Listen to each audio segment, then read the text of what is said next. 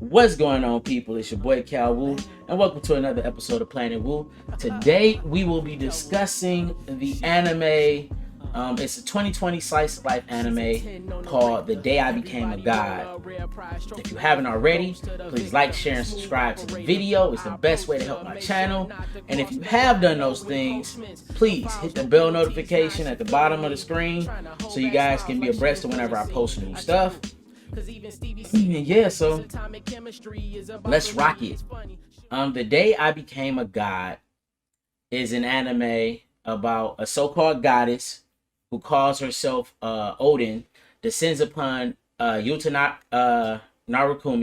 Narukami, and while he's playing basketball with his best friend Ashura, she looks like a little girl cosplaying as a nun and tells Jota that she's Odin. After a day of predictions and adventure, and revealing that the world would end in 30 days, she agrees to lend him her powers. The anime is lighthearted, it's funny, it has a lot of very human moments that keep you coming back and want more, and it's enough mystery to keep you questioning what's real or not. The anime is extremely dope. Like I said, the main character is Yuta, and Yuta is playing basketball with his boy Ashura. And like I said, the little girl comes up and she's like, "Yeah, I'm Odin." And he's like, "Odin, okay. Yeah, whatever." And she's like, "Can I play basketball with you?" And she has these very like eye-opening, happy moments where it's like, "Yo, this is her first time experiencing basketball." So it's like, "Wow, this is great. This is fun." So then his boy Ashura leaves and he's kind of like, "Well, yeah, where do you live, little girl?" And she's like, "Yeah, I don't have a home, but I'm gonna come home with you." And he's like, "What?" He's like, "My parents ain't gonna say yeah." She's like, "Call your mom. Your mom's gonna say yeah. She's gonna say she's lovely. Bring her along." And he's like, "Okay, sure, right." So he calls mom. He's like, "Yo, mom," and she's like, "Yeah, tell her." I forgot what name. I think she told her Hinata. And he's like, "Okay, mom." So he calls her like, "Mom, is this weird?" Or Hina, I'm sorry. He goes, "Yeah, mom. This is weird dressed little girl named Hina that calls herself a god, asking can she come stay with us." His mom was like, "Yeah, honey, come on, bring her along. She can stay with us for as long as she wants." And he looked at the phone like, "The fuck? How the hell was she able to predict that?" So then they get to the crib and his mom and his dad is like, "Yeah, you know, um, the professor, it's a professor that we used to work for, with science or whatever and genetics and stuff like that, that says that one day a weird little girl would become looking for her. So, if she come looking for us, let her stay with us for a while." And that was like their mentor. So they was like, "Yeah, bring her." And so he brings her there and you get to meet his sister Sora. His sister Sora is such a dope character. She's like this redhead and she's so like melancholy like, but she's super melancholy, but she's cool. She actually kind of remind me of my little brother. I still don't understand how my brother's energy is so cool, but he's so melancholy. Like my brother's energy, like my hype energy be here, like I'm saying, be up here, and my brother's hype energy be like here, but he can make it seem like it's up here. It's weird. It's very interesting. And that's how his sister Sora is, and I love her character. She's like a film. She's like an aspiring filmmaker. She, what I'm saying, and she's like I said, and she just adores her older brother, and she tries to like push him to be better, and it's just really, really dope. I love their interaction with each other because once again, it still reminds me of me and my brother. Where like anything my brother's into, if he say, "Yo, bro, I need you to do this," I'm right on it. I'm helping him. I'm pushing. I'm doing whatever I can to help him get what he wants and what he needs. And they have that same relationship, and I love it. Then we have Hina, aka Odin, who like I said, she's weird, she's quirky, she's fun, she's very insightful. She can take like the smallest like information and like build a whole case around it and make predictions on it. And this makes her a very valuable asset and makes hanging out with her during the summer extremely fun because they're literally just building all these memories. Then you got Ashura. Ashura is literally everything you would want in a best friend. You know what I'm saying? He's funny, he's laid back, you know what I'm saying? Like any type of antic or craziness you're into, he like, bro, you down for it, I'm down for it. Let's get it going.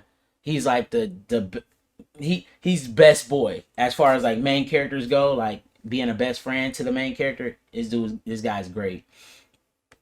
Then you have Izanami, who is Yuta's love interest, and she's very a low energy character, and like very few things get her excited. Like books get her excited, um, and just watching Yuta try to navigate, trying to get her to say that she likes him is hilarious. They have a good character dynamic with each other. Then we have Hikari, excuse me, which is a girl that they meet, whose family's shop is under their ramen shop is like about to go out of business, and Hikari runs it to help her mother with the bills and things of that nature because her mother is sick, and they actually go and help her make her shop popular to where she's bringing in money, so she eventually becomes a part of the cast, and she's very happy-go-lucky. She's like, I'm on a bright side type of character.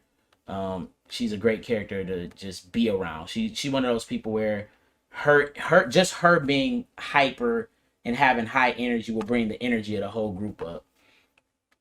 And then you have Kako.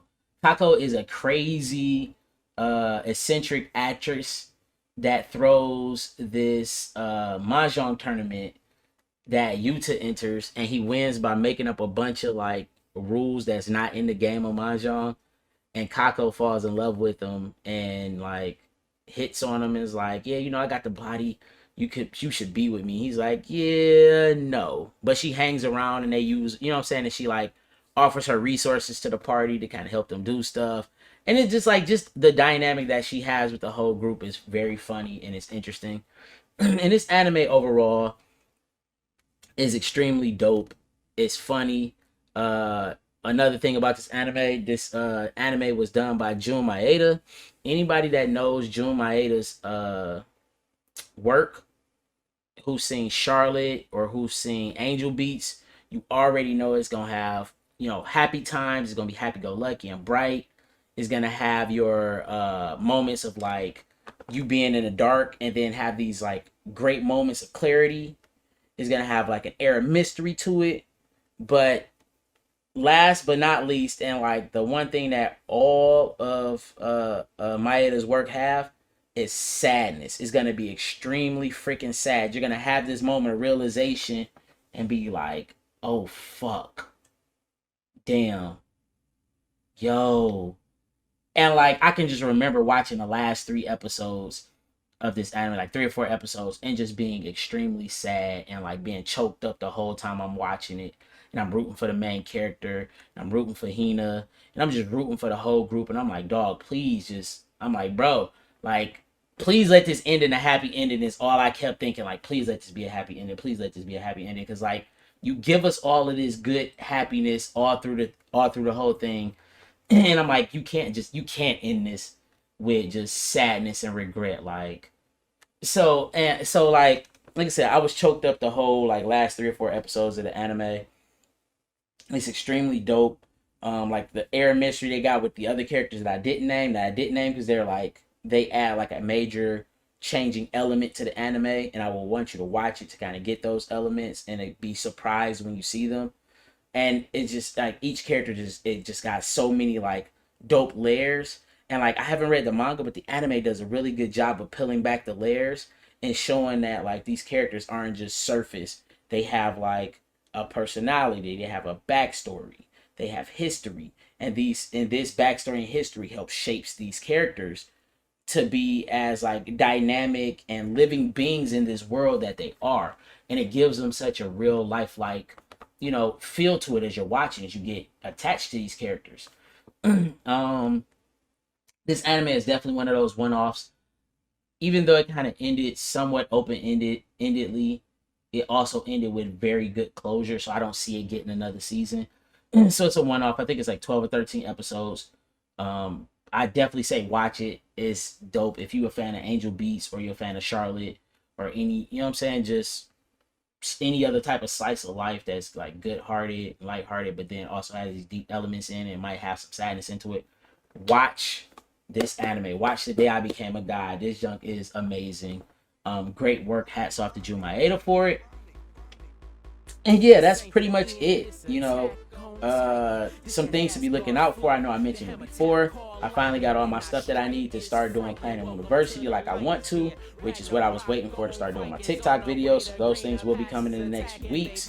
I say next week or two. For sure, I'll be starting to put more content out as that. Also, you'll be able to. I'm also going to start doing Waifu Wednesdays again.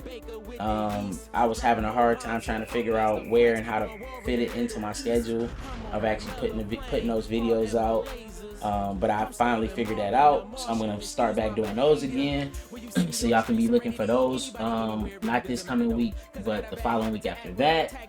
And yeah, you know, so once again, y'all, I appreciate y'all for rocking with me. This is calwu at planetwu, signing off. Peace. Truth, ironic, excellence, Dylan the dude. And then I gotta give a special thanks to Hugo Biggs for bringing me out of retirement, man. Appreciate you, bro. It's been a long time.